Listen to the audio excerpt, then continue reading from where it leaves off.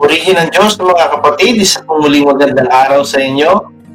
Muli po, ito po si Pastor Dino Magtibay ng Father's House of Europe. At muli po tayo ay nagkasama-sama, kung muling magsasama-sama sa mga sandaling ito, sa pamamagitan ng platform na ito upang muli atin pong pagnilayan ang mga salita ng ating dakilang Panginoon. At sana po mga kapatid, sa mga sandaling ito, sinumang naaabot o maaabot ng mensaheng ito ay tunay na naroon tayo sa pagpapala ng ating dakilang Panginoon. At tunay na maranasan po natin ang biyaya ng ating dakilang Panginoon. Sapagkat mga kapatid, ang ating dakilang Panginoon, ang kanya pong biyaya ay laging sapat sa bawat isa po sa ating mga kapatid. Kaya po, bago po natin pasimulan ang ating pong pagninilay at pag-aaral sa salita ng ating dakilang Panginoon, inimbitahan ko po ang bawat isa na tayo dumulog sa ating dakilang Panginoon at pumaloob po tayo sa kanyang banal na presensya upang kapag siya po ay nangusap, ay atin pong maunawaan ang kanya pong mga mensahe para po sa atin. Let us pray mga kapatid. O Father God, we praise you, we worship you Lord Panginoon. Salamat po ng marami Panginoon sa pag-ibig mo, sa pagmamahal mo Panginoon. Maraming salamat po Panginoon sa biyaya mo Panginoon sa bawat isa sa amin. At higit sa lahat Panginoon, maraming salamat po Panginoon sapagkat patuloy mo po kaming binabago, patuloy mo po kami Panginoong dinadala sa pagkaunawa ng iyong mga salita Panginoon. Panginoon, humihingi po kami ng kapatawaran, Panginoon, sa mga bagay na nagawa po namin na hindi po nakapagdulot at nakapagbigay ng kapurihan, ng kaluwalhatian sa pangalan mo. Father, we ask, O Lord God, forgiveness for everything, O Lord God. Lord, cleanse our heart, O Lord God. Cleanse our mind, O Lord God. And let your Holy Spirit be upon us, O Lord God, so that we may understand, O Lord God, all the things that you want us to learn as we are going to meditate and reflect your word this day, O Lord God. Hallelujah. Panginoon, ito po yung aming samot dalangin sa matamis na pangalan ng iyong anak na si Jesus na aming Panginoon at Tagapagligtas. Amen.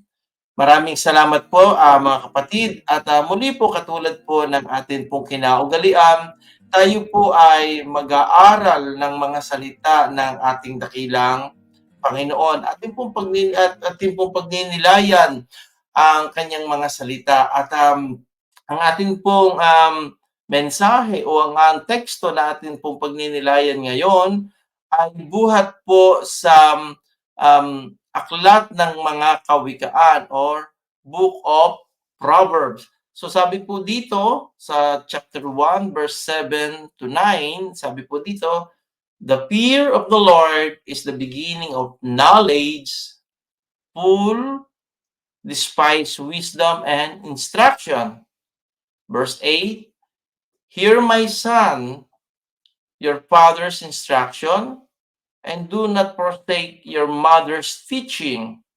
Indeed, they are graceful breath to your head and ornament about your neck. Purihin po ang Diyos at siya po ang magpala sa pagbasa ng kanyang mga salita.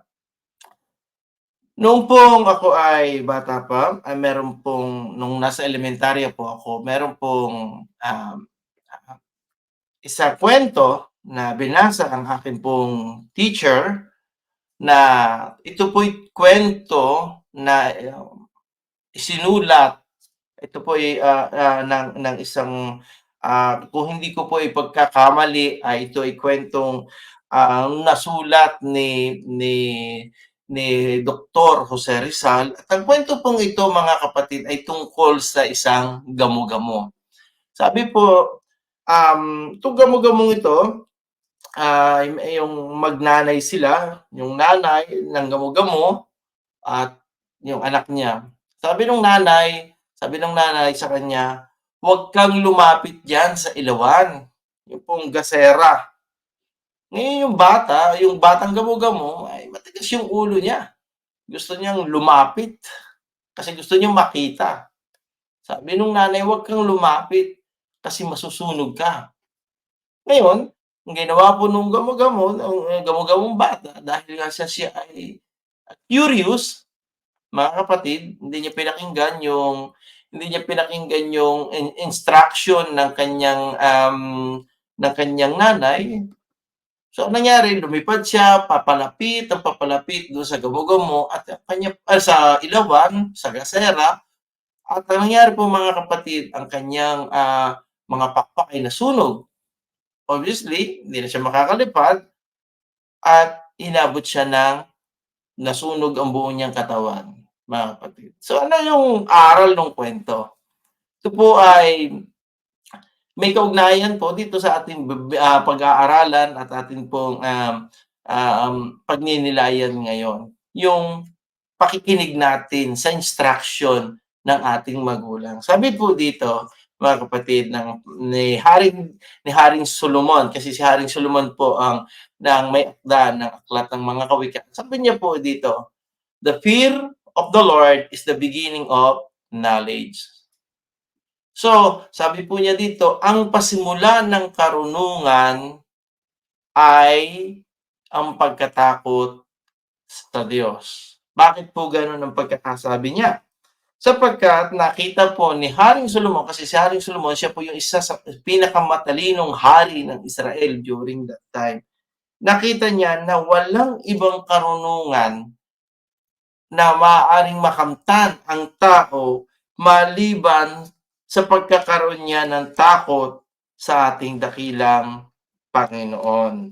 Tunay po 'yon sapagkat, sabi niya po nga, na na yung instruction ng Diyos, yung instruction o yung kautusan ng Panginoon ay nagdadala sa tao ng kaligtasan, nagdadala sa tao ng proteksyon, mga kapatid. Kaya tingnan niyo po, yung verse 8. Sabi po do'n sa verse 8, "Hear my son, pakinggan mo o anak, ang pangaral o ang turo ng iyong ama."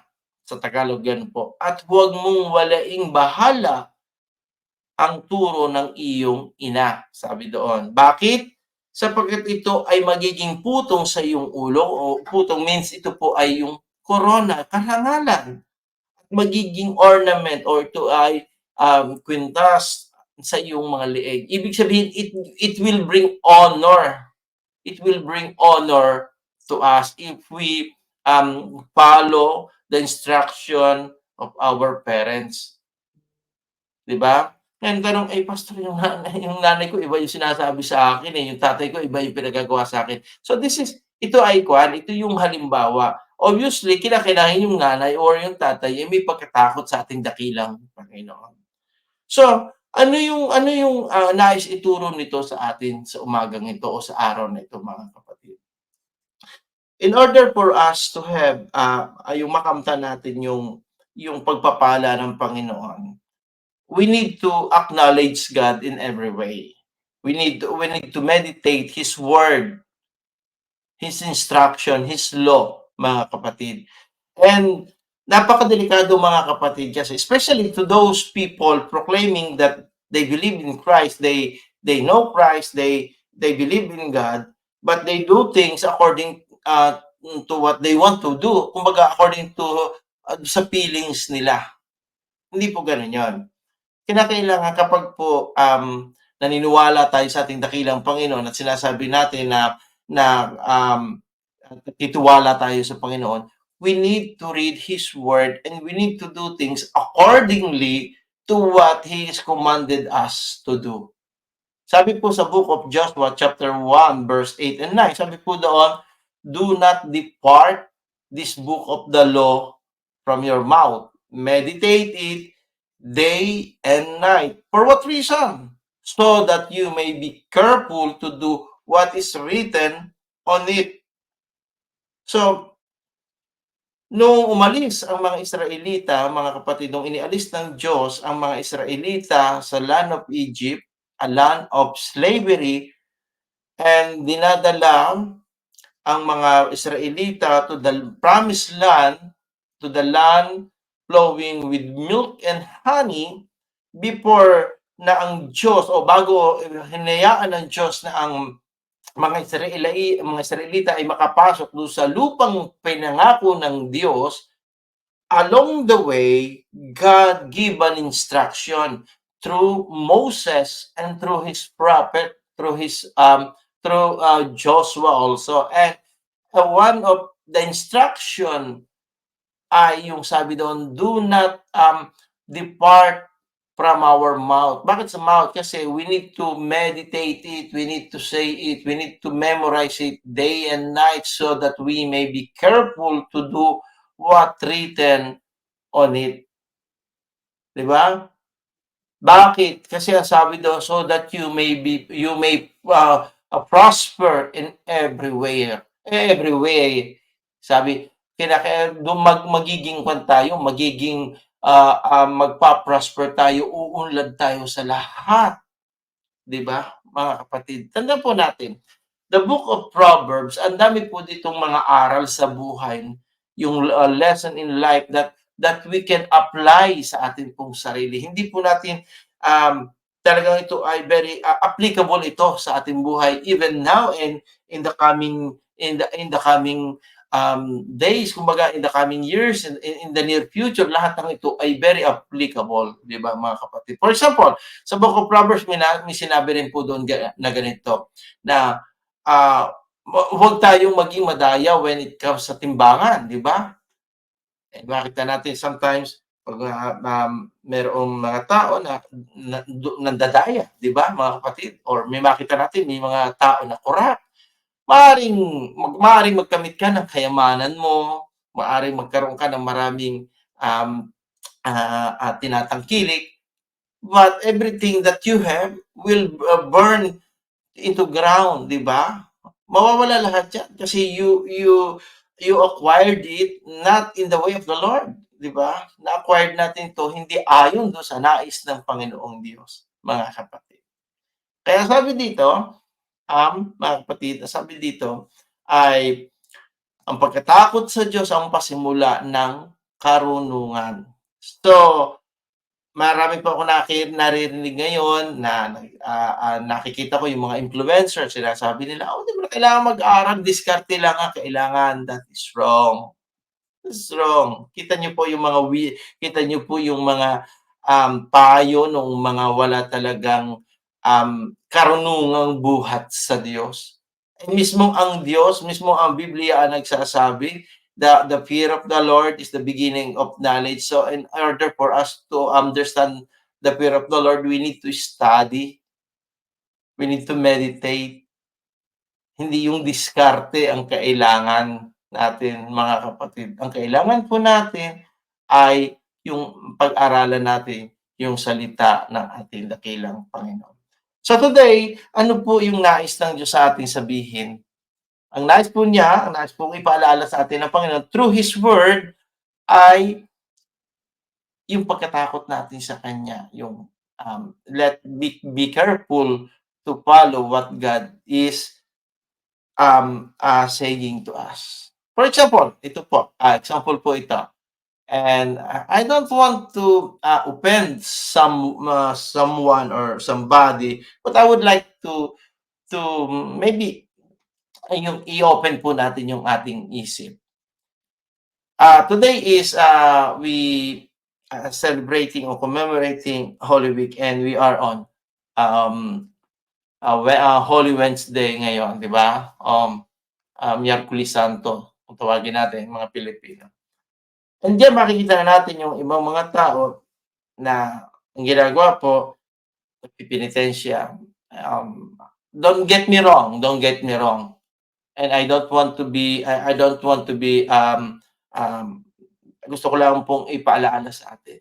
Ang tanong ko po kasi ganito mga kapatid, is that what God has commanded us to do in order for us to show our love and devotion to our God? None in the Bible will na makikita natin yan. Wala po sa Biblia na makikita natin yung ganung kaugalian. Our culture, our tradition will not bring us into heaven. 'di ba? Wala po sa Biblia no'n. Wala pong kultura o tradisyon na makapagdadala sa atin sa langit as far as the Bible is concerned, as far as the Word of God is concerned. There is very simple things after Christ did on the cross. Christ simplified the way into heaven, and that is to believe in Him. Kasi kung sasaktan natin yung ating katawan, sasabihin natin, nagpipinitensya ako because God, para mabawasan ang aking kasalanan. Kulang pa yung kahit patantarin natin ang ating sarili, it will not bring us into heaven, mga kapatid. Otherwise, sinasaktan natin yung sarili natin. Sabi po sa 1 Corinthians chapter 3 verse 16, sabi po doon, "Did not you know," sabi gano'n, "Did you know that you are the temple of God?" 'Di ba? And His Spirit dwell in you. Hindi niyo ba nalalaman na kayo'y templo ng Diyos at ang kanyang espiritu ay nananahanan sa inyo? Yan ang sabi ni Apostol Pablo sa mananampalataya sa Korinto. Ang mga unang iglesia nung panahong yun, 'di ba? Yung verse 17, ang sabi po ng verse 17 ng unang Korinto, sabi niya ay ganito, kung sino man ay kung sino man ay gumiba ng templong yan, siya ay gigibaan ng Panginoon. Eh, sino yun? Sino yung gumigiba ng templo yan? Who is the one who distracted o nagbibigay ng distraction doon sa templong yan? Tayo mismo. Eh, di ba? Tayo mismo, mga kapatid. Kaya sasabihin natin, eh, pastor, dahil namanata ako, nakita ko yung pagpapala ng Diyos, tandaan natin ito. Tandaan natin ito. Hindi dahil sa ikinamanata ika'y pinagpala ng Diyos. Tandaan natin ito, araw-araw nakakaranas tayo ng pagpapala ng Panginoon. Hindi natin kailangan yung saktan ng sarili natin dahil every morning, tama ang sabi ng banal na kasulatan, sabi ng Book of Lamentation, sabi niya, His love, di ba, never ceases. It is fresh every morning. So, ibig sabihin, ang pagpapala at ang pagmamahal ng Diyos ay laging sariwa sa bawat umaga, mga kapatid. Di ba? Alam niyo po, ako po ay air traveler po ako, mga kapatid, kasi pag po ako'y nagmi-mission kung saan, mga lugar, obviously 'pag po halimbawa I need to go to Rome or to Spain, palagi po ang sinasakyan ko ay nag-eeroplano po ako, mga kapatid. And may mga pagkakataon po na napakasama ng panahon, mga kapatid, napakasama ng panahon.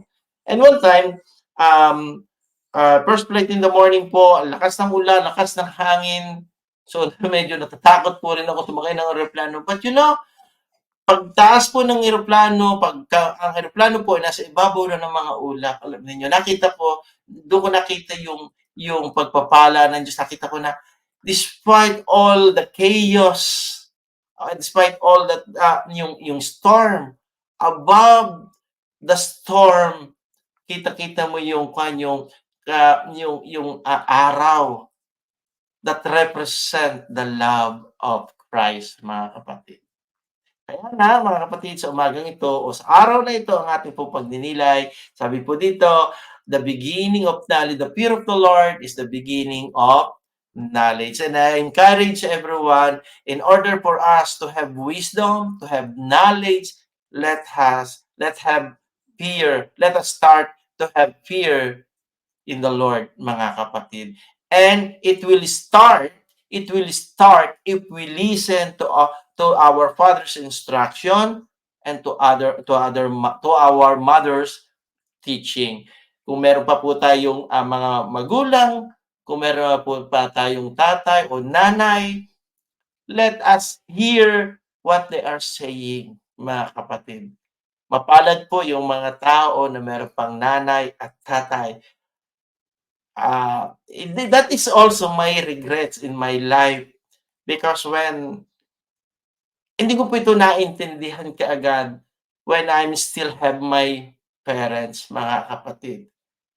Kaya ngayon nga, um, ah, ito yung pinaaala-ala ko, and don't be like me na nagkaroon ng regrets na nung kasi siyempre yung mga bata, hindi matigas yung ating, sabi nga natin matigas yung ulo, hindi nakikinig sa magulang, 'di ba? So, yun po yung ating meditation, yung reflection po natin for today. So let us have again our closing prayer.